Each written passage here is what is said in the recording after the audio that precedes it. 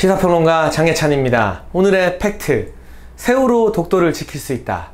네, 오늘은 주말을 맞이해서 조금은 가벼운 그리고 재밌는 주제로 여러분과 대화를 나눠보고자 하는데요. 최근에 경북도에서 울릉도와 독도 사이 바다에 독도 새우를 20만 마리 방류했습니다. 일종의 치어 아주 어린 새우를 방류한 것인데, 우선 독도 새우가 뭔지 궁금하신 분들이 있을 겁니다. 독도 인근에서 잡히는 새우 어종으로 그 안에는 도화새우, 닭새우, 그리고 꽃새우 같은 종들이 포함되어 있다고 합니다. 그런데 이 새우들이 참 비싸요. 맛있고 귀하니까 비싸겠죠. 독도새우 중에서 도화새우 같은 경우는 한 마리에 2만원, 새우 한 마리에 2만원씩이나 하는 경우도 있다고 하는데, 청와대에서 지난번 미국의 트럼프 전 대통령이 방한했을 때 국빈 만찬 메뉴에 독도새우를 올려놓으면서 화제가 됐었습니다. 사실 그때 일본에서 엄청난 반발이 있었죠. 왜 한미 정상회담의 만찬 메뉴로 독도 문제를 거론하느냐? 아니, 우리가 우리 땅에서 우리 바다에서 잡힌 새우로 미국 대통령 대접하겠다는데 왜 일본이 난리인지 잘 모르겠는데요. 어쨌거나 이 독도 새우가 바로 독도를 상징하는 하나의 먹거리이자 또 이 아이콘으로 부상하고 있습니다. 그래서 경북도에서는 아예 이번에 독도 새우를 20만 마리나 방류하게 된 건데, 울릉도와 독도의 사이 바다에서 더 많은 도화새우나 닭새우, 꽃새우가 잡히면 잡힐수록 우리 어민들에게도 좋은 일이고, 독도 새우 자체가 하나의 브랜드가 되어서 최근에 한류 열풍, 이 바람을 타고 한식 열풍도 더 많이 번지고 있는데, K푸드를 대표하는 하나의 메뉴로 자리 잡게 된다면 많은 외국인들이, 미국인이나 유럽인들이 또는 동남아인들이, 남미 사람들이 가릴 것 없이 한식당에서, 고급 레스토랑에서 독도새우, 독도 시림프를 주문하게 된다면 굳이 이 타임스퀘어에 광고하지 않아도, 서모 교수가 요란하게 캠페인하지 않아도 자연스럽게 독도가 한국의 영토라는 것이 사람들의 뇌리에 각인되지 않을까 싶습니다. 제가 강조하고 싶은 것은 바로 문화의 힘입니다. 이 한식 같은 경우도 식문화라고 할 수 있겠죠.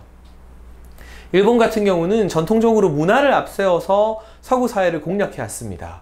그리고 유럽에서는 대표적으로 프랑스, 또 미국과 매우 친밀한 관계를 유지하고 있는데, 이게 단순히 정치나 외교뿐만이 아니라 문화로 그 나라 사람들이 좋아할 만한 코드를 맞추고, 식문화부터 음악, 패션, 드라마, 영화까지 다양하게 파고들었기 때문입니다.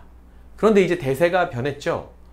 누가 뭐라 해도 BTS, 방탄소년단을 능가할 만한 아이돌은 아시아뿐만이 아니라 지구상에 없습니다.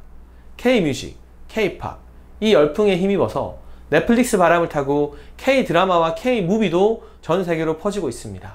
봉준호의 기생충 이야기 두말하면 입 아플 지경인 것이고요. 미나리의 윤여정이 아카데미상을 수상한 것, 여러분 다 함께 지켜보셨을 겁니다. 이런 한국 고유의 컨텐츠들이 세계 시장에서 엄청난 각광을 받고 있습니다. 그런데 아직까지 한식은 우리 문화가 가지고 있는 K-팝이나 이 K-컬처가 가지고 있는 위상에 비해서는 제대로 된 대우를 못 받고 있습니다. 전 세계 어디를 가도 일식당과 중식당이 있는 것에 비하면 제대로 된 한식당을 찾기는 아직까지는 좀 힘듭니다. 물론 미국이나 유럽의 대도시를 제외한 경우를 말하는 겁니다. 저도 네덜란드의 남쪽 마스트리트라는 도시에서, 그래도 네덜란드에서는 제법 큰 도시에서 학창시절을 보냈었는데, 그곳에서도 한식당 없었고요. 한국 식료품 정도 찾기 힘들었어요. 물론 한국 사람이 많이 살지 않는 도시여서 그런 부분도 있지만, 그 어디에도 중식당과 일식당은 있었고, 그곳이 바로 이 중국 문화, 또 일본 문화를 유럽의 네덜란드에 알리는 거점 역할을 했었습니다. 과거 우리의 한식 알리기는 너무나 천편일률적이었죠.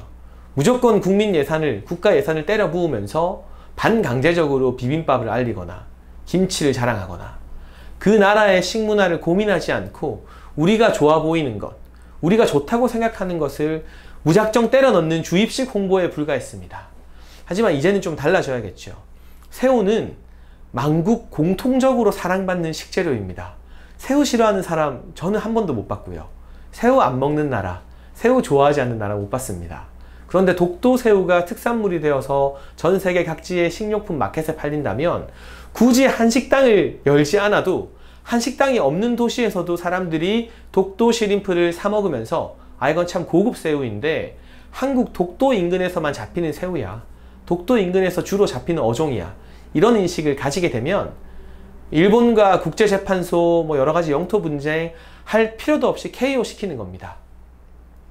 이제는 많이 알려진 것처럼 저는 대학에서 문화예술을 전공했었기 때문에 비록 음악 전공이었지만 다양한 분야의 현대예술을 공부했었죠. 예술의 힘, 문화의 힘에 대해서 누구보다 잘 알고 있다고 자부합니다. 21세기는 문화전쟁의 시대입니다. 그리고 제조업 일자리와 서비스업 일자리가 필연적으로 줄어들 수밖에 없기 때문에 그 빈 공백을 문화와 관련된 산업으로, 컨텐츠와 관련된 산업으로 메울 수밖에 없습니다. 음식도 컨텐츠의 한 종류가 되는 것이죠. 그래서 이번 경북도의 결정, 박수 쳐주고 싶습니다. 잘한 건 좀 잘했다고 알리는 그런 영상도 필요하지 않겠습니까? 20만 마리가 아니라 자리를 잘 잡는다면 독도새우 1년에 200만 마리씩 독도와 울릉도 해상에 방류해서 그곳의 특산물로 만들어 수출도 많이 하고 세계에 널리 알렸으면 하는 바람입니다. 그리고 우리가 일본이나 중국 같은 주변국, 그리고 다른 나라들과 외교적 분쟁을 빚게 될 때도 강대강으로 대치하는 것도 좋지만, 정치인들이 협상하는 것도 좋지만, 문화의 힘으로 대한민국의 메시지가, 대한민국의 다양한 컨텐츠가 그 나라 국민들 사이에 자연스럽게 퍼져 있을 때 우리는 싸우지 않고도 손쉽게 이기게 되는 겁니다. 그리고 이 각종 문화와 관련된 산업들은 어마어마한 부가가치와 고용 창출 효과를 만들어내겠죠. 그런 점에서 창의적으로 독도를 지키기 위해서 독도 새우를 방류하는 것과 같은 다양한 문화산업, 음식에 국한되지 않고 술도 좋고요. 전통주 같은 경우는 한국이 너무나 많이 뒤처져 있거든요. 우리나라에도 좋은 품종의 쌀들이 많은데 왜 일본의 사케를 맨날 부러워만 해야 하는 것입니까? 그리고 뭐 패션과 관련된 것도 좋고 아이돌 산업과 연계되어서 웹소설, 웹툰, 최근에는 한국 웹소설과 웹툰이 세계 시장을 휩쓸고 있죠.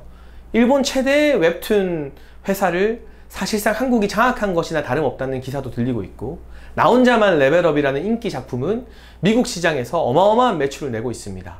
또 카카오 같은 경우는 30살의 한국 청년이 창업한 미국의 웹소설 플랫폼 레디시를 최근에 5천억에 인수하기도 했습니다. 네이버 역시 미국 최대의 웹소설 플랫폼 와포드를 말로 하기 힘든 천문학적 금액을 주고 인수를 했고요. 이런 치열한 부분, 정치 외적인 다양한 부분들이 문화산업 가운데서 꼽히고 있고 결실을 맺고 있습니다. 그 부분에도 더 많은 관심을 가지면서 정권 교체가 이루어지는 그날, 다양한 문화산업에 대한 아이디어가 대한민국에서 꼽힐 수 있는 그날을 기대하면서 긍정적인 소식, 밝은 소식도 많이 전하도록 하겠습니다. 오늘의 팩트, 새우가 독도를 지킨다. 독도새우 좀 비싸지만 저도 기회가 되면 자주 사 먹도록 하겠습니다.